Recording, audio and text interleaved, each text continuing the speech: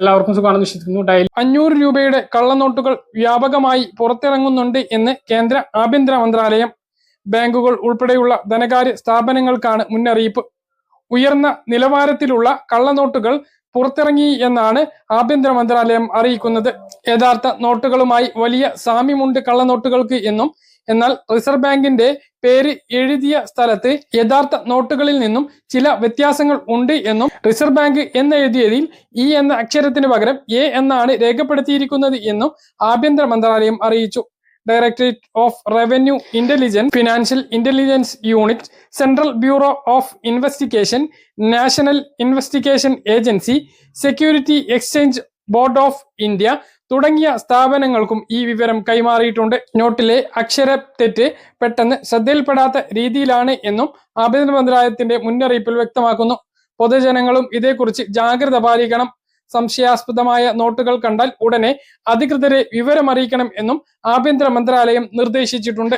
എല്ലാ ആളുകളും ശ്രദ്ധിക്കേണ്ട കാര്യമാണ്. 500 രൂപയുടെ യഥാർത്ഥ നോട്ടിൽ നിന്നും വലിയ വ്യത്യാസമില്ലാതെ കണ്ടാൽ ഒരു സംശയവും തോന്നില്ല. റിസർവ് ബാങ്ക് എന്ന് എഴുതിയെടുത്ത് ഇക്ക് പകരം എ ആണ് ഉപയോഗിച്ചിരിക്കുന്നത് എന്ന് ഒഴിച്ചു നിർത്തിയാൽ ഒറിജിനൽ നോട്ടിൻ്റേത് പോലെയാണ് കള്ളനോട്ട് ഉള്ളത്. 500 രൂപ കയ്യിലുള്ളവരും സ്വീകരിക്കുന്ന ആളുകളും ഇക്കാര്യം ശ്രദ്ധിക്കുക.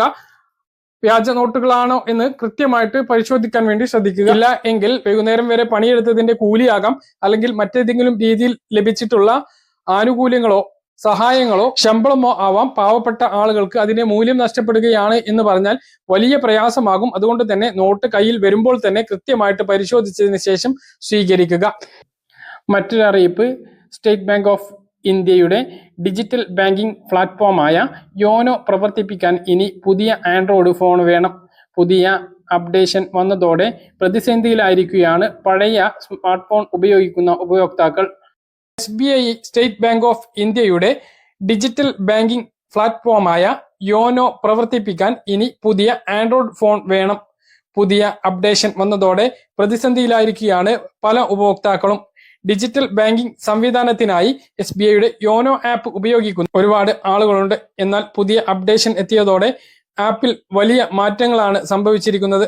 ആൻഡ്രോയിഡ് 11ലും അതിന് താഴെയുമുള്ള ആൻഡ്രോയിഡ് ഓപ്പറേറ്റിംഗ് സിസ്റ്റങ്ങളിൽ പ്രവർത്തിക്കുന്ന ഫോണുകൾ ഇനി മുതൽ യോനോ ആപ്പ് പ്രവർത്തിക്കുകയില്ല.